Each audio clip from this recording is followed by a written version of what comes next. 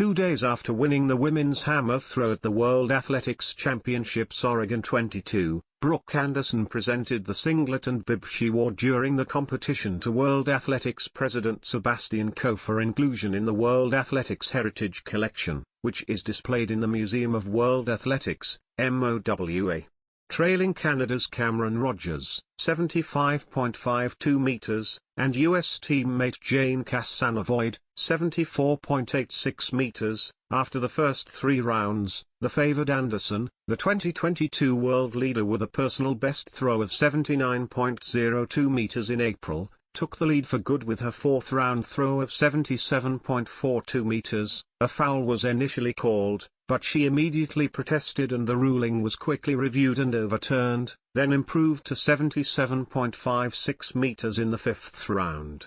After Rogers failed to improve on her final throw, Andersen, introduced by the stadium announcer as the world champion before the last throw of the competition, managed to control her emotions and saved her best for last, reaching 78.96 the second longest throw of her career. Nathan Ott, her longtime coach, said, "Not many people watched this closely, but Brooke caged both of her warm-up throws. Obviously this was not what we planned or expected. Beyond some technical cues, it was important to convey, relax, breath, and trust yourself." He added, "The goal of the first 2 throws was just to put a fair throw between the lines." Brooke's first throw was similar to her warm-ups, but she guided it to the sector, at nearly 75 meters. It was an excellent start, maybe enough to medal. The plan was to build from there, but the second and third throws were too fast and not connected, resulting in a foul and a 72 meters.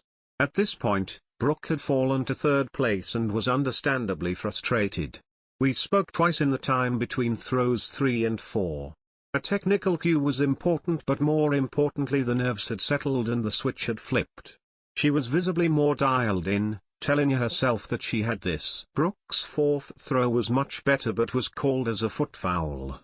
Thankfully it was quickly reviewed and overturned, 77.42 meters. This moved Brooke to the top spot, but because we have such respect for the field of athletes, the message was we still needed to improve and respond. Put better throws out there. The final 2 throws were Brooke being Brooke, showcasing all her development this year. This win validates all the belief and trust in herself as well as in me and the training plan. There are always uncertainties no matter how well prepared you think you are. The 26-year-old Andersen said after the event, "It hasn't really quite set in yet. I was looking out across the field and I thought to myself, I'm a world champion. I'm just very fortunate to have the competition I did have.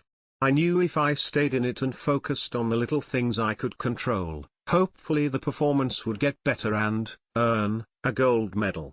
I will just remember shaking everyone's hand, taking pictures with my supporters. I appreciate them to the max, my country, my coach, myself, family, supporters. I thank everyone who has helped me get to this point in my career." It was a 3rd consecutive global championships for Andersen, the 4th best thrower in history. She didn't make the final at the 2019 World Championships while dealing with an injured hip, and was 10th at the Tokyo Olympics.